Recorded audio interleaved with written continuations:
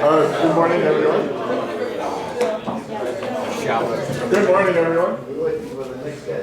Thank you for coming to the WARD lecture. Really excited to see you all be here and really excited to present our speaker, Marco Ni, who is a professor at Northwestern University. He started there in 2006 and he's been got to associate and now he's a full professor there.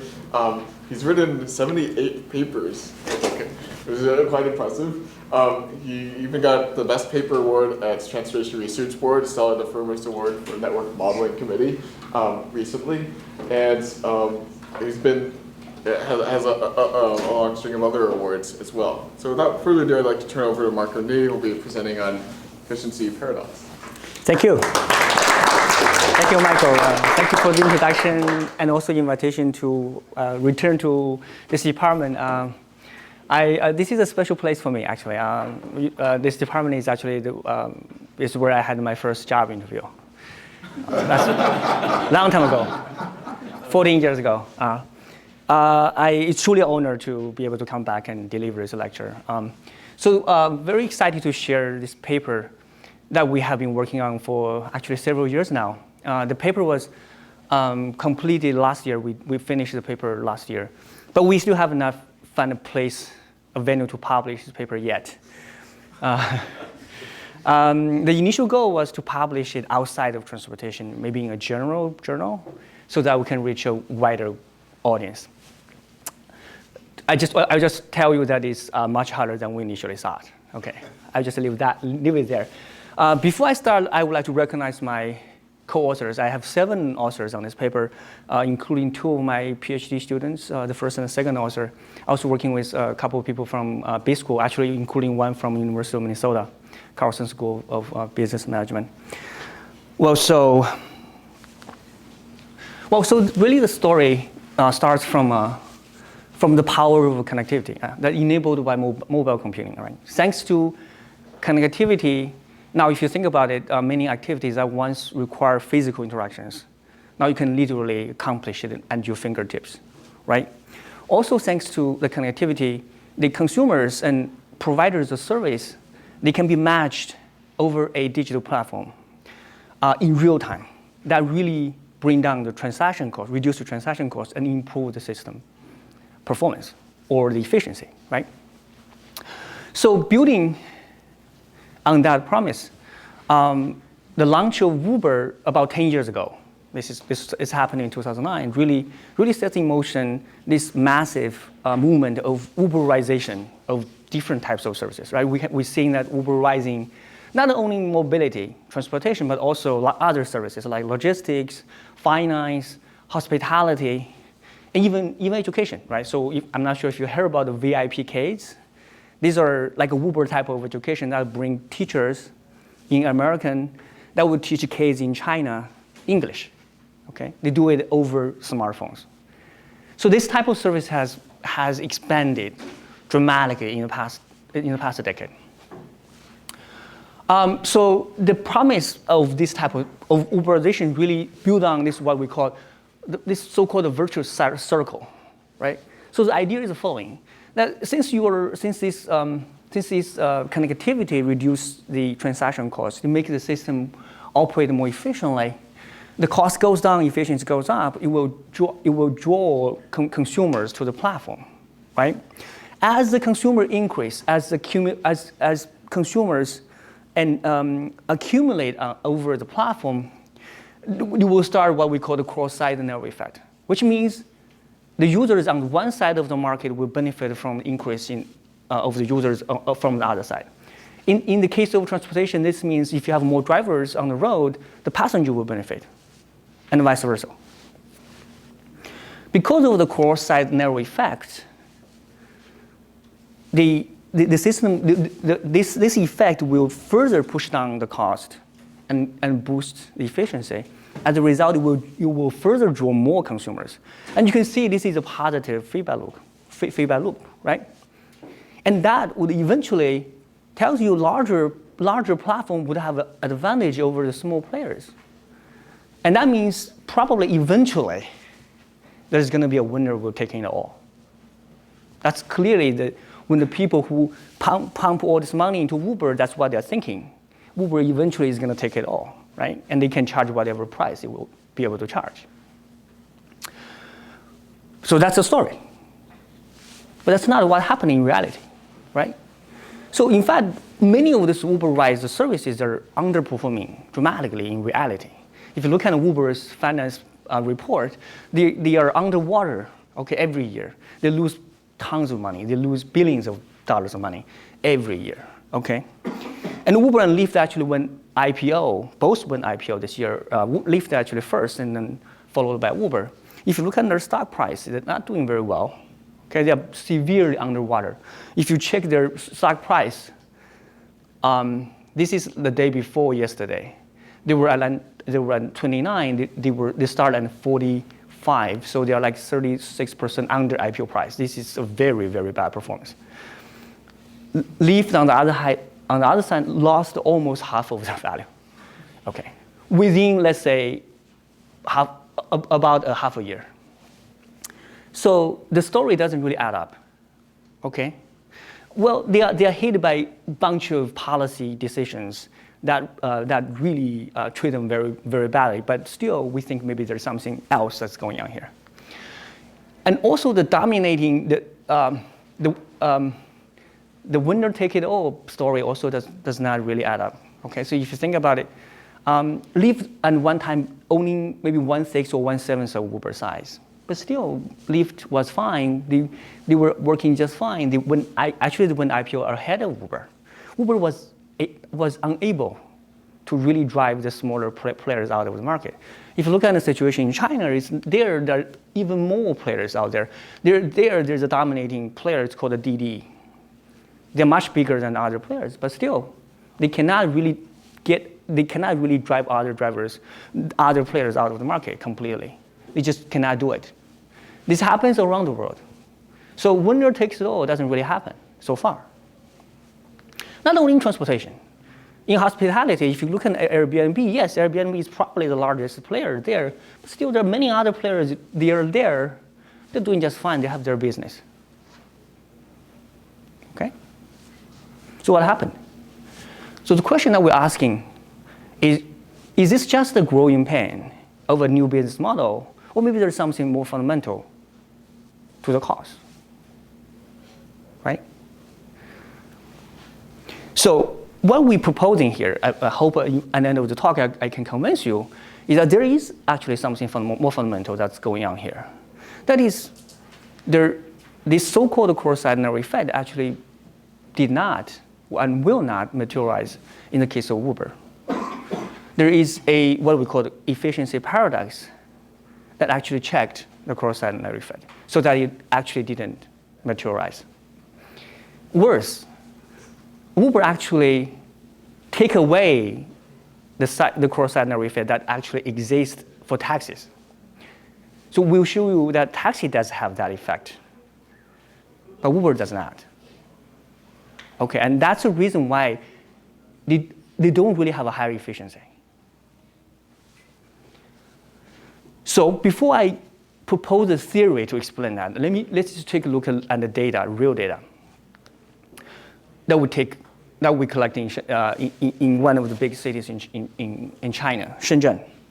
This is a mega city, actually, by American standards. Of course, it's one of the largest cities in China. The Shenzhen is actually close to Hong Kong. It's side by side with Hong Kong. This is actually touted as a replacement for Hong Kong, actually, if you wonder. Anyway, so it has about 13 million regular residents, but because there are a lot of temporary residents, so that city probably hosts close to 20 million residents. It has about 15,000 taxis, and that give about 300,000 trips a day. This is roughly, in terms of order of magnitude, similar to what happened in New York City. There is an Uberization service was introduced in 2014. Because of the non-disclosure agreement I signed, I would not be able to tell you what that Uberization service is that we use to compare against taxi. But what I can tell you is that this Uberization service actually provide they carry similar number of trips as taxis in this city. And around the time when we collect the data, that's 2016, we have about 1 week data we can look at and compare between these two services. And we divide the cities to 6 districts. This is downtown area where we have very high density development. These are what we call, these are new areas, but these are urban setting, very high density, but not as high as urban, as the CBD or downtown area. And those are the suburban districts. Within each district, we have different local markets. The way we define local markets these are markets are aligned with the traffic analysis zones, and we took those traffic analysis zones from their forecasting tools. So Shenzhen had a travel forecasting agency, and they publish the data, and then we get their data for the zones. So each zone, they have relatively homogeneous activity, planning, land use. So in some cases, we aggregated some of this traffic analysis zone together and form a local market. And so each local market, we look at the services. Now, so this is one of the important results. So I have to go slow here.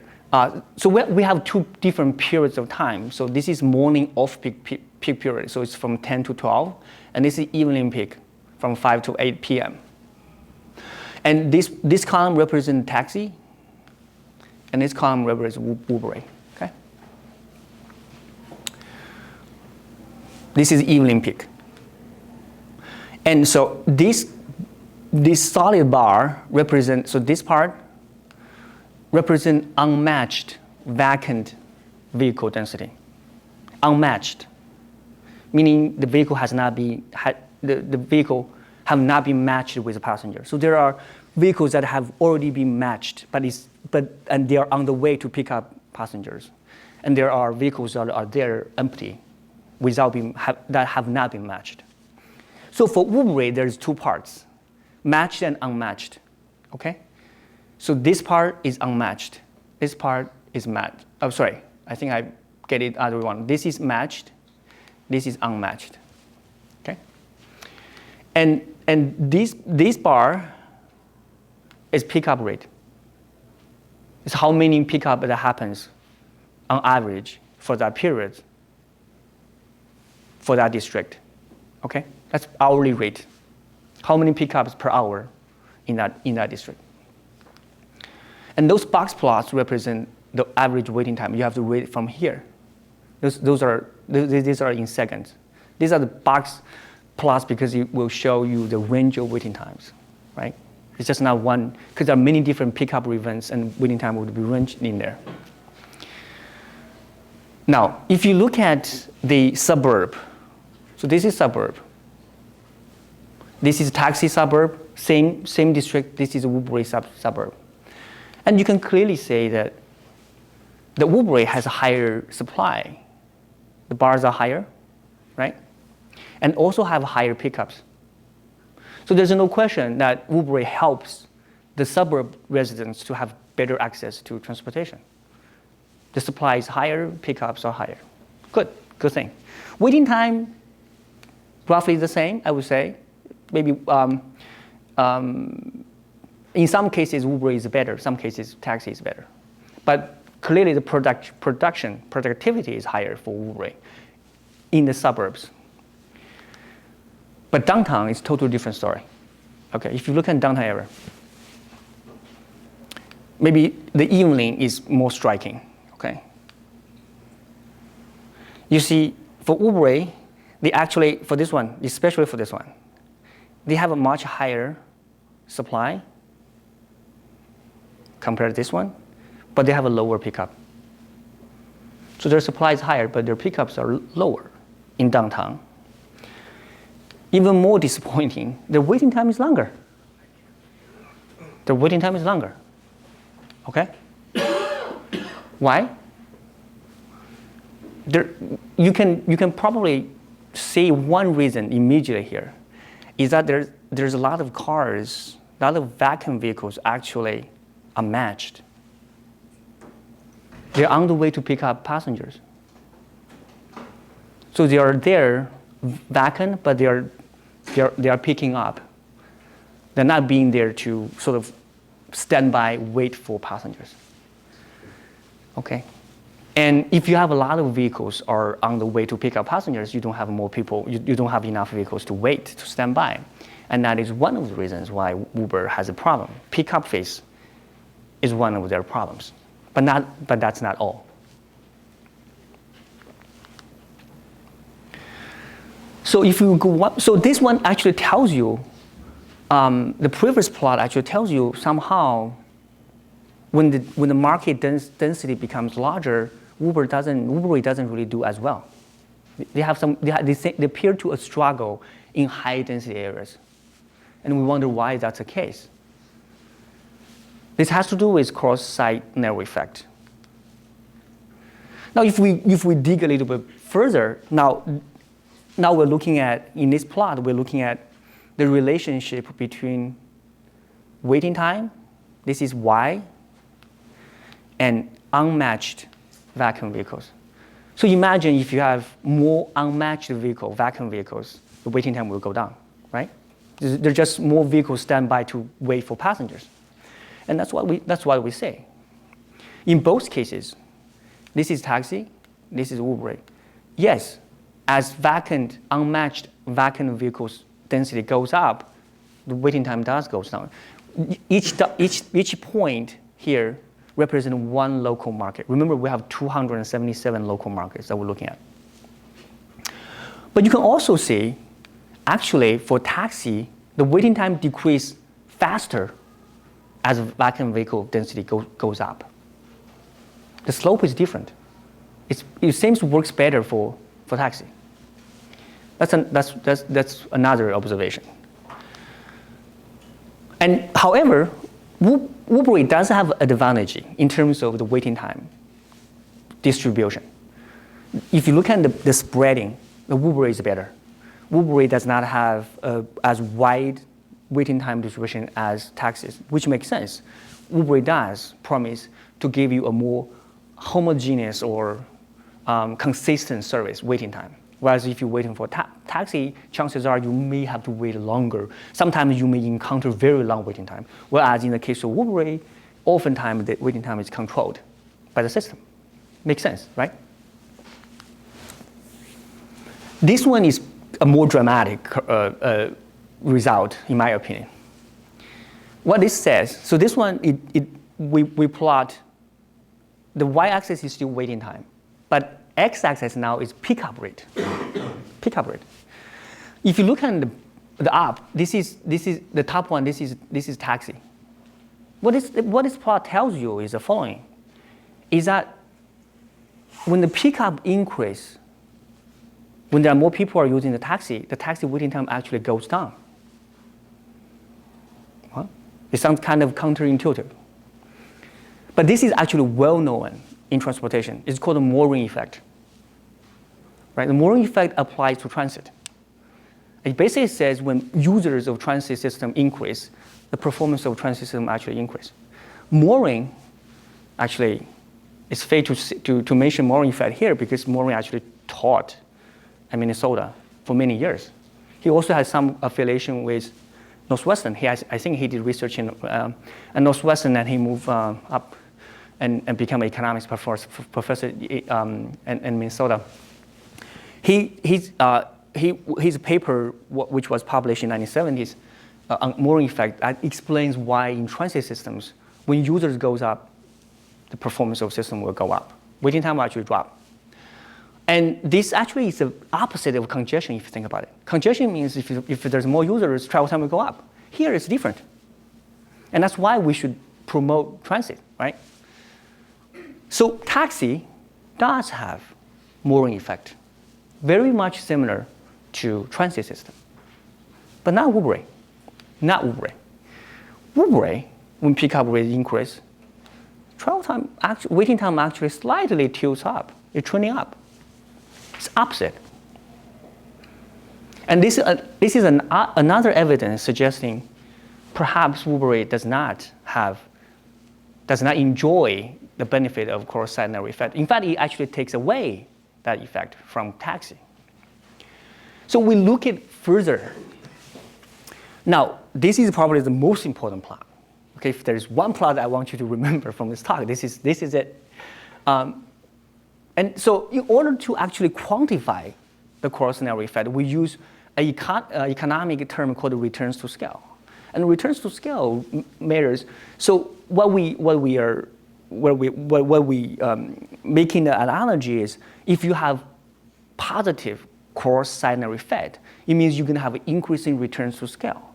It means the production will increase more than the proportional increase in all the inputs. So when all your inputs increase, the production will be increasing proportionally more, higher. That's called increasing returns to scale. Now in economics, we usually measure this increasing returns to scale using Cobb-Douglas function. This is called the production function, right? Here, M represents the production. In our case, M is pickup rate. It's number of pickups per kilometers per hour. Now, beta is a factor. It's called the total factor productivity, or TFP. This measures the productivity of a production. This has to do with technology. Okay. And lambda and pi here is inputs of the production. Here, lambda is vacant vehicle density. Pi is waiting passenger density. The exponent alpha is elasticity. The standard economic theory states that if the exponent of lambda and pi, if you add them together, in this case, it's going to be 2 alpha. So if 2 alpha is larger than 1, it's increasing returns to scale. It means the production demonstrates increasing returns to scale. If it's smaller than 1, it's decreasing returns to scale. If it's equals to 1, it's called a constant returns to scale. Okay. So what we do is we take that function and we fit it using the data. We have m, we have lambda of pi, we fit it. And this is the fitting. The red line here is Uberized. The blue line here is taxi. Okay? What we found was, for taxi, the 2 alpha equals to here. This is a coefficient, this is a slope. The 2 alpha is close to 1.6. So it's higher than 1, much higher than 1. So it says taxi has increasing returns to scale. It's not surprising. Other people have found that. More effect. What is kind of surprising to us was Uberized has 2 alpha equals to 0.9. That's not even constant returns to scale. That's actually decreasing returns to scale. So this, again, I think this is very strong evidence that suggests a Uberized does not enjoy cross-secondary effect. That's our observation from data. So for the rest of the lecture, I want to propose a theory to explain why this happens, why this is the case. So we see the phenomenon, now we try to explain, we want to uncover the mechanism behind the observation, right? So what we're going to use is what we call a spatial matching theory. Very simple one, okay? So imagine, so we are looking at one pickup event here, which is one passenger pops up in the system. And when that guy pops up, a lot of vehicles around him or her, okay? We only look at the vacant vehicles, or actually unmatched vacant vehicles. We only look at those vehicles. So this is a passenger, those are the vehicles. Vehicles are going into different directions. And this green area is what we call a hill area. What does it mean? Hill area is an area, once the vehicle get into that area, you will make a contact with the passenger, or you put that way, the passenger will be able to see that vehicle and grab the vehicle. So that's a hill area. Okay? So we make a few assumptions. We assume that every vehicle has a same cruising speed. We assume that the vacuum vehicles are uniformly distributed around the area. And we assume passengers will keep waiting in the same location. We also assume passengers don't switch, meaning they don't wait for taxi for 5 minutes and then they switch to Uber. Okay, that happens perhaps in real world, but we ignore them. Our data suggests those are the rare events. Okay, they probably happen. We don't know. We actually don't know, but from our data from the waiting time distribution, we figured those are relatively rare events. So now we could actually introduce a variable called n to the r. This is number of unmatched vacuum vehicles within a radius, within a circle with a radius r. We can show that the number of vehicles, we can show that the counting, as r increases, the counting of the unmatched vehicles is actually inhomogeneous Poisson process with intensity function of this one, 2 pi number 0 times r. Okay, this is an inhomogeneous Poisson process. But what we are really interested in is not just unmatched vehicle. What interesting, what we call matchable vacuum vehicles. Matchable, that vehicles that can be matched, can be possibly matched with this with the passenger. Not all vacuum vehicles are matchable, as I'll explain later. So we will introduce another parameter here called PR that represents the proportion of vacuum vehicles that is matchable. And we'll explain how we're going to estimate PR for taxi and for Uber. Before I do that, I would like to tell you that in terms of hail radius, taxi and Uber are completely different. Okay? Taxi has very limited hail radius, right? Because if you think about a straight hail case, you can only see the vehicles from certain distance, and only within that radius you will be able to hail that vehicle. So even if there is a vacuum vehicle 1 kilometer away from you, if you don't see that vehicle, you won't be able to hail it, right? Make sense? We actually, this one, the radius of this D, we can calibrate it from the data. We actually calibrate it. We found that D is around 30 to 50 meters, okay? In the city that we have data. Uber is completely different because now you don't really use eye contact to do hail. You use phone. And so literally, you are matched with, you can match it with anybody. You can match with a vehicle 15 kilometers away from you. Doesn't matter how far away. So really it's unlimited. This green area is really unlimited. Okay? So for taxi, how do you know a vehicle is matchable with you? Here is our definition. We assume that if that vehicle, first of all, the vehicle has to be cruising toward the passenger. So for this passenger, the vehicle goes this way, that means it's cruising toward. B, on the other hand, the vehicle is not cruising toward the passenger. Okay? And they have to traveling on the same side of the road, meaning their direction has to sort of match each other. A, yes, they're matching. In the case of C, they're on the other side. We assume they're on the other side, so they're not matching together. And this is a two condition. There's a third condition. That is either that vehicle has to be already inside. When the passengers show up, the vehicle has to be inside the hail radius. Or if the vehicle continue on its current path, it would eventually get into that radius. Okay? So that's our conditions. Using those conditions, you can actually derive a fraction of matchable vacuum vehicles and R, which is this formula. It's just geometry. It's not that hard. Geometry, okay? Now, of course, that's kind of messy formula. We don't want to use it. You have a two sides. But we can approximate it when R is much larger than D, which is mostly the case because our D is really small, 50 meters, think about that, compared to 1 kilometer. Very small. So we can actually approximate that by this, D over 2 pi R. Very simple formula.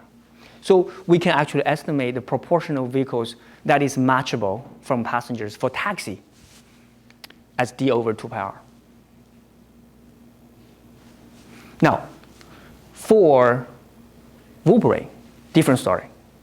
Uberization, you would think their matchable vehicle proportion is 1 because everybody is matchable, right? But it's not.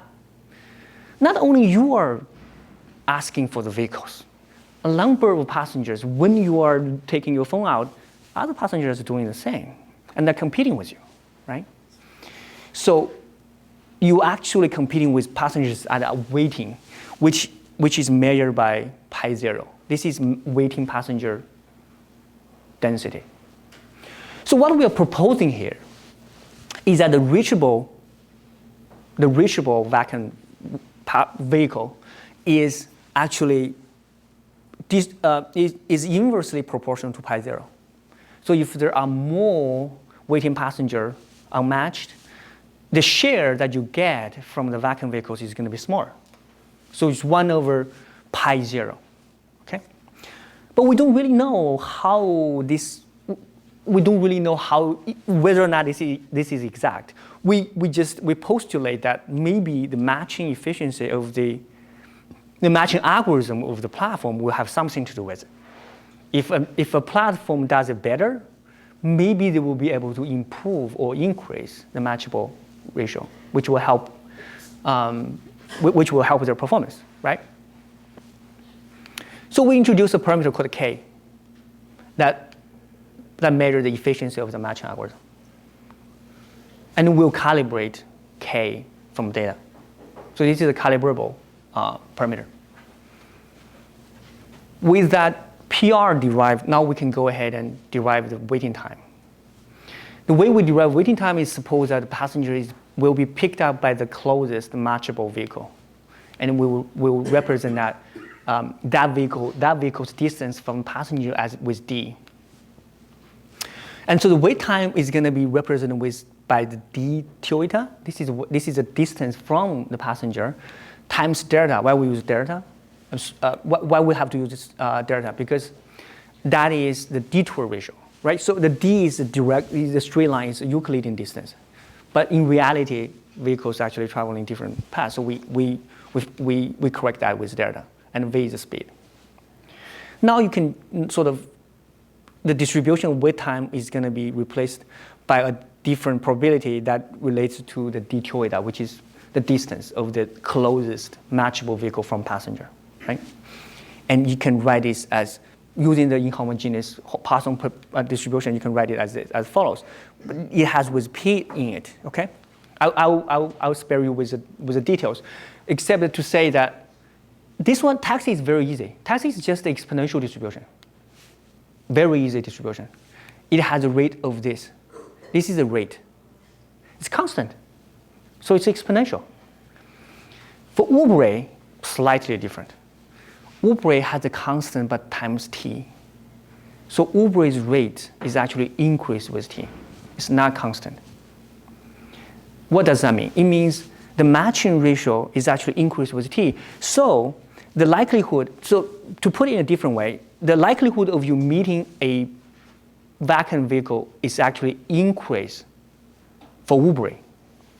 So as you wait longer, you probably will more likely to meet a vacuum vehicle. Not in taxi case. Taxi is a membrane-less distribution. Doesn't matter how long you wait, your meeting probability is the same. Here is different. Here, if you wait longer, you're going to have a higher likelihood of meeting a vacuum vehicle. That actually explains why the waiting time is more homogeneous for Uberization, right? With that distribution, now you could easily get average wait time. That's what we need. So waiting time here is that. This is a parameter. This is a detour version. Sigma is another parameter that we need to calibrate. I'll explain that later. D is the Hell radius. Lambda 0 here is the vacuum vehicle density. For the Uberization, it has a square root, and it has to do with pi 0 and k.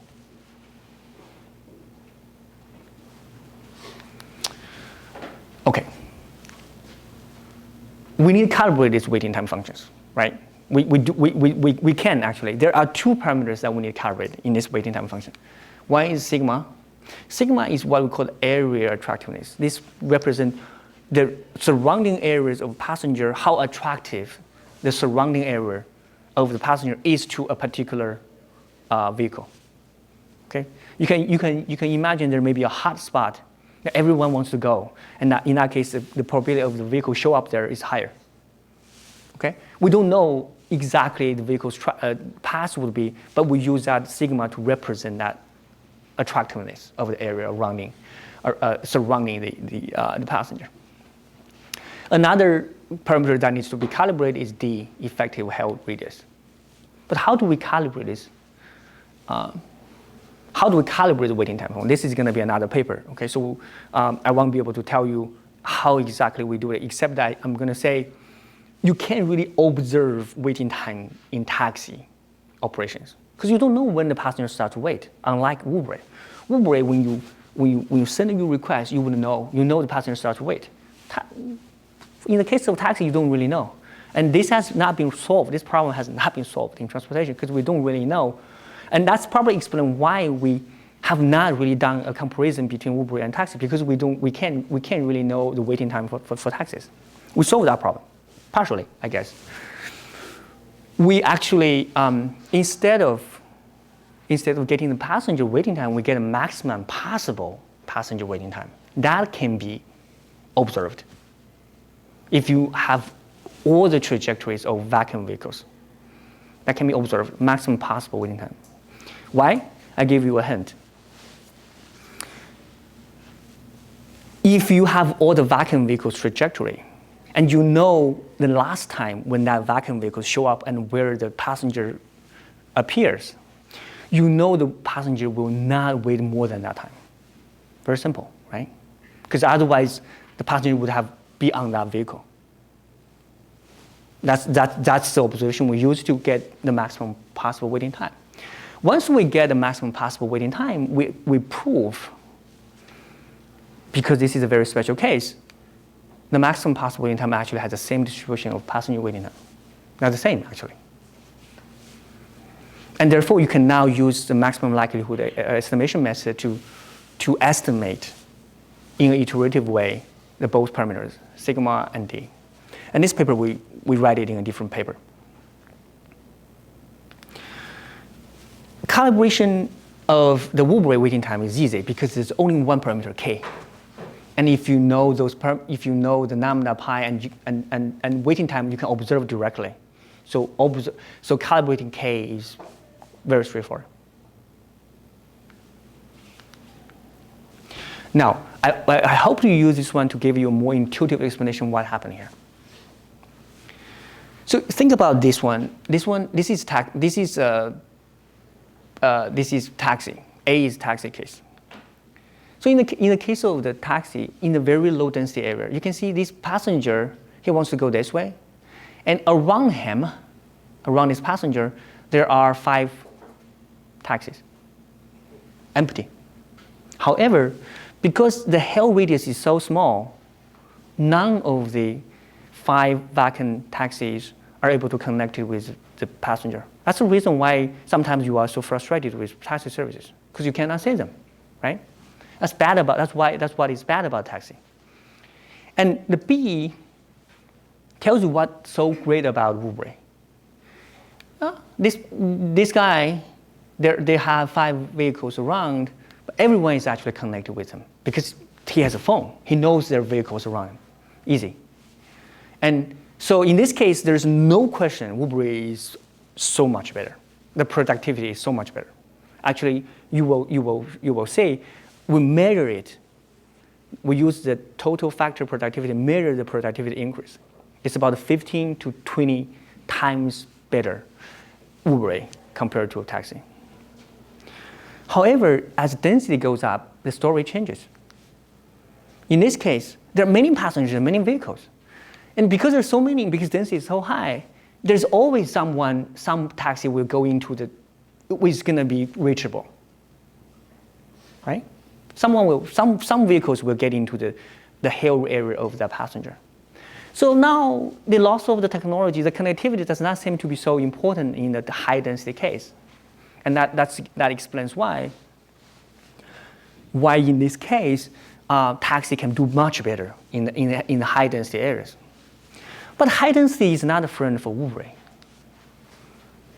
Yeah, here everybody has every connection. However, they're competing with each other. So end up what the platform end up doing is they can only assign one to some, to a passenger, right? In this case, everybody is competing for the same 8 unmatched vehicles. So some passenger may end up being not matched because of the competition. So our explanation is because of the competition of the passenger among passengers, the Uberized performance is not as good as when the density is lower. Does that make sense? So that's the mechanism. Low density, Uber is much better. High density, not so much. And in some cases, because they committed vehicles to pick up passengers, that actually significantly drag down their efficiency. Okay. So we actually had some comparison. So we compare our theoretical prediction with the empirical results. Here's what I'm going to show you. So these are our theoretical derivations, right? And you can see that waiting time is actually proportional to 1 over lambda, right? For taxi.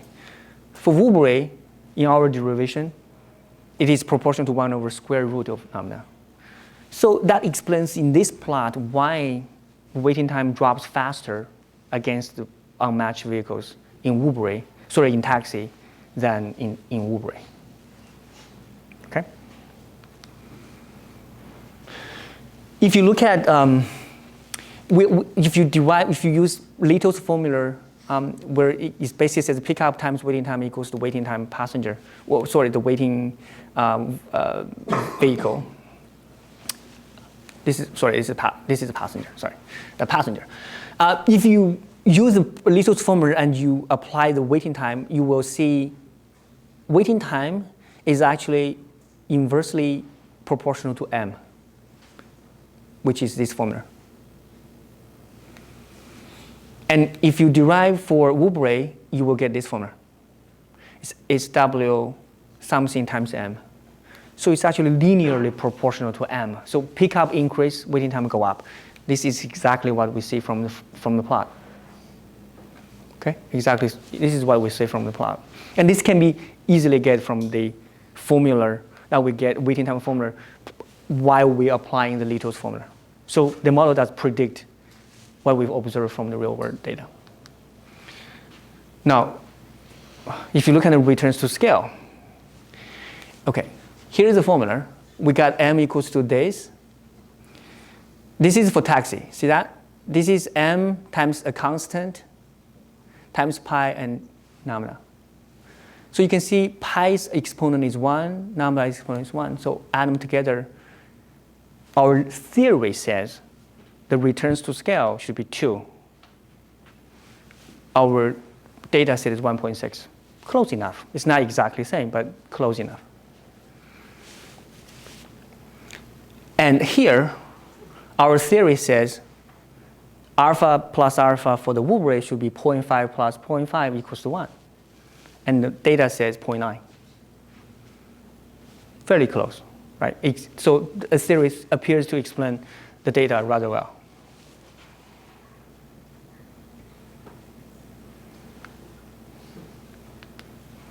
If you look at the total factor productivity, TFP, we just use sigma dV delta. So this is beta. And for the Uber, the beta is this one. Remember, we calibrate D and sigma, right? We calibrate D and sigma. We can observe delta and V, and we can calibrate K. So once we calibrate them and we put that into our model, and we can get an analytical or theoretical prediction for the difference between the two. Our model says, from the calibrated parameters, our model says Uber increased the TFP by 23.4 times. Huge boost, right? but that's just for the intercept. Okay, this is for the baseline total factor productivity. What we got from the linear regression is 15.89. It's a bit off, I would say, but considering the data, the quality of data we have, I think this is a fairly good match. Basically, it suggests that Uber does have a much higher total factor productivity compared to taxi. This shows this is when the density is very low. So the density is very low. There's no question that you should go for Uber. For high density area, not so much. But remember, where does it make money? They don't make money by providing service in suburbs. I don't think they make money by doing well in suburbs. They have to really do well in high density areas, which they appear to have problems. Okay, so what is a paradox? We think the advanced peer-to-peer matching is really a mixed blessing. In low density areas, yes, it helps. It helps passenger access more vacuum vehicles. That was definitely a very good thing. But it also lowers the likelihood of in those areas, it also lowers the likelihood of long waiting, right? This also shows from both our data as well as our model. But in the high density areas where efficiency really is important, is critical, they are not doing very well. They induce competitions that eventually undercut the cross-site narrow effect. And that overall weaken the overall efficiency of the trip production. So what we learn from this exercise, both looking at data and deriving the model? Our conclusion was Uberization in this case does not improve the efficiency of ride hail. So we think that ride hail is not going to, the cost of ride hail is not going to go down. It's going to remain to be a relatively expensive transportation mode until autonomous vehicle become a reality. We don't know when that will happen, but if that happens, yes, the cost will go down, but for different reasons.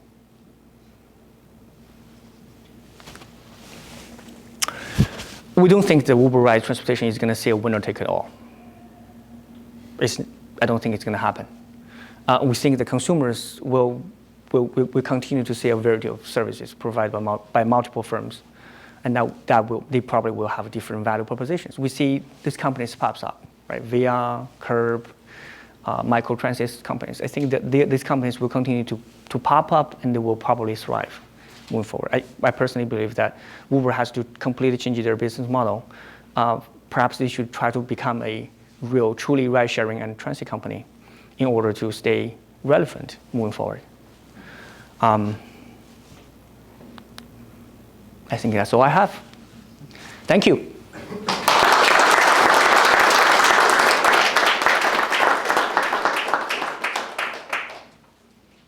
Yeah. It seems like the passenger or ride-hailer competition was a significant component when you were looking at the Uber-like.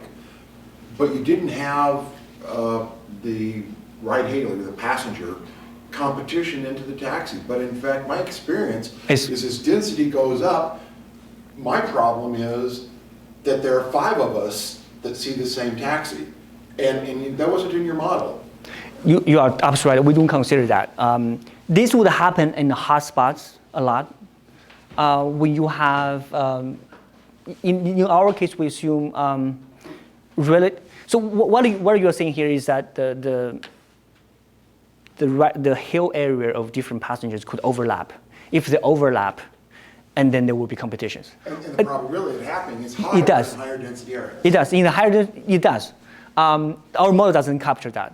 We actually, it will be a lot harder to have a theoretical model to account for the overlaps between those circles. That's one of the reasons we don't consider that.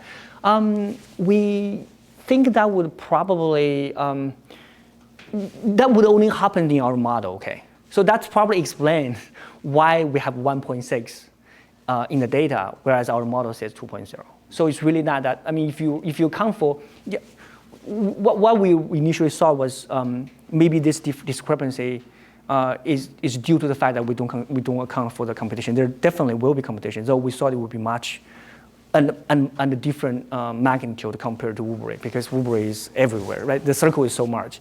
The circles are complete overlap. Whereas in this case, unless you are really close to each other, where it happens in hotspots. But if you look at the spatially, if you think of the passenger spatially distributed relatively uniformly, that overlap is relatively small, and that about 20% differences in terms of that returns to scale probably explains the competitions. Thank you. I think that's a great question. Other question? Yeah. Thanks a lot. This is really good. My question is sort of on the lessons learned. I think the first one is totally clear to me. The second one, saying that that the winner takes all won't happen. It's not clear to me why the results say that smaller companies would do well. I guess can you draw that connection? We're not saying the small companies will do well. Rather, what we're saying is by becoming larger, it's not going to help you much. Okay. Right? So I think their proposition is that if I become larger, I'm going to have a cost efficiency. That's why you want to become larger, right? It's because economy of scale, and you have a greater return scale. What we're saying is this appears not happening for them. So there's no reason why you want to become larger. Yeah, John.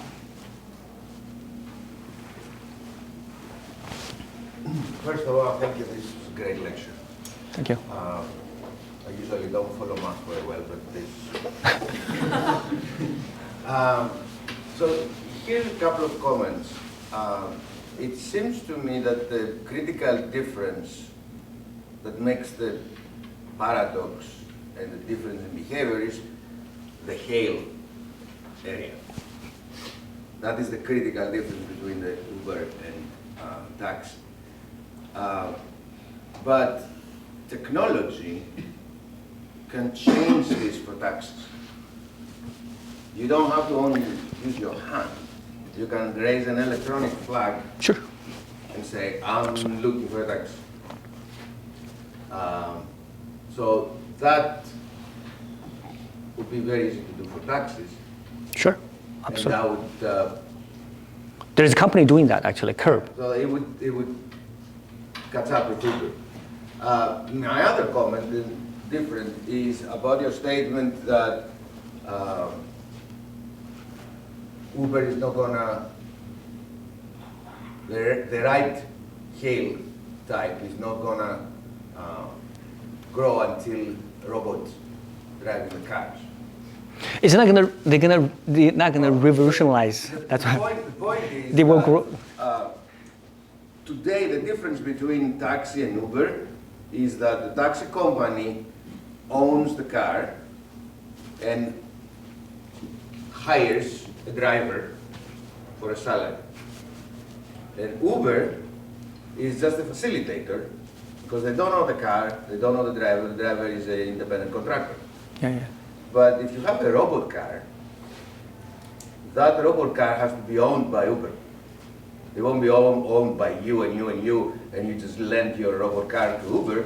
Sure. So when robot cars come up, the taxi companies are the first ones who are going to buy them, because they already own a fleet that's going to own a fleet of autonomous vehicles. Sure. Could be. So if Uber goes to that model, well, it becomes a taxi company.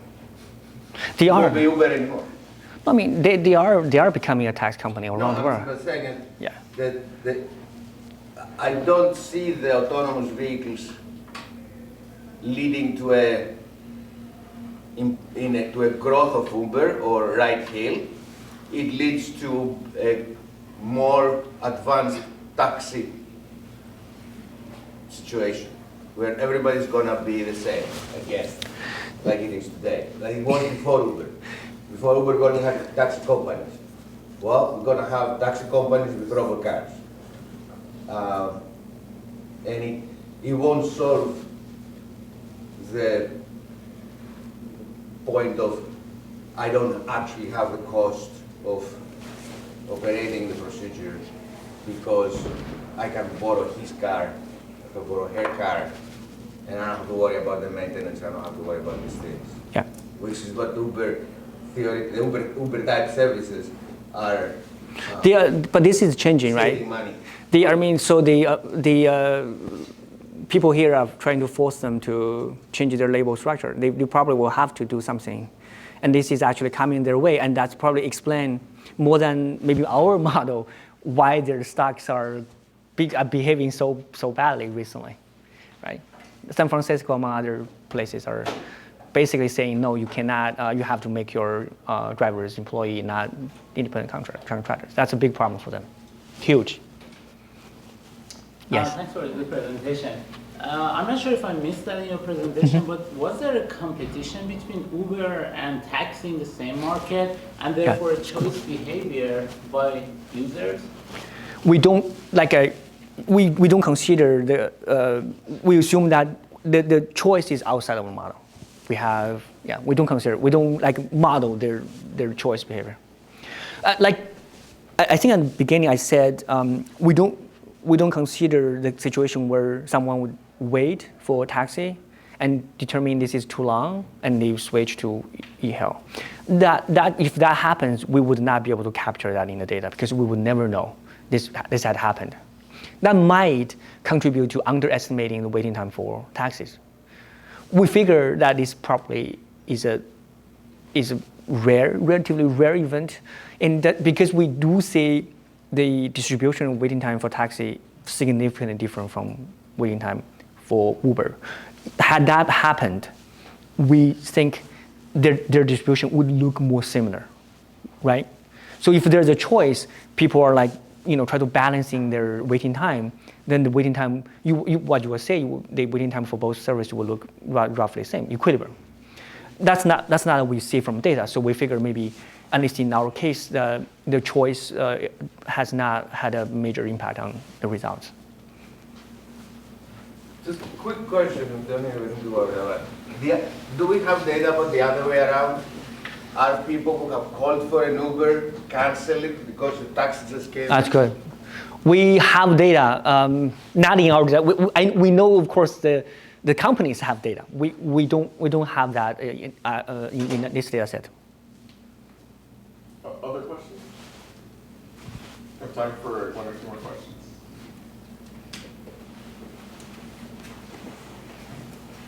Yeah, I guess my question is a follow-up to Dr. Khan's question. So when you talk about the comparison between taxi waiting time and Uber waiting time, your x-axis is picking up rate, right? With higher picking up rate, the taxi waiting time is decreasing. So another possibility could be there are fewer demand for taxi market. That's a good question. Yes. And we have more demand for Uber market because I guess Shenzhen is a young city and people are likely they have propensity to use Uber system. So that could possibly result in a higher waiting time when you have a higher picking up rate for Uber.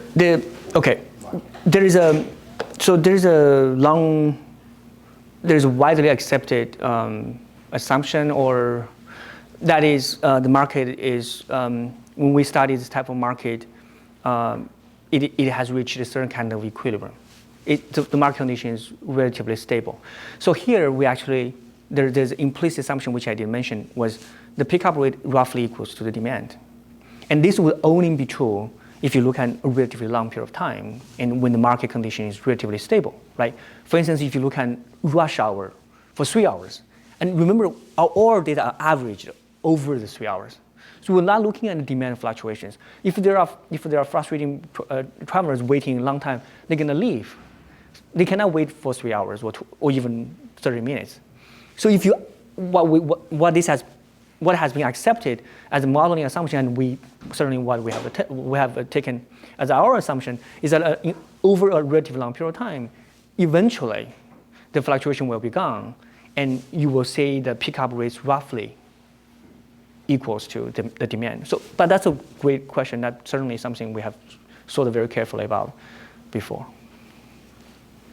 Thank you so much for coming and giving your talk. Thank you. Thank you.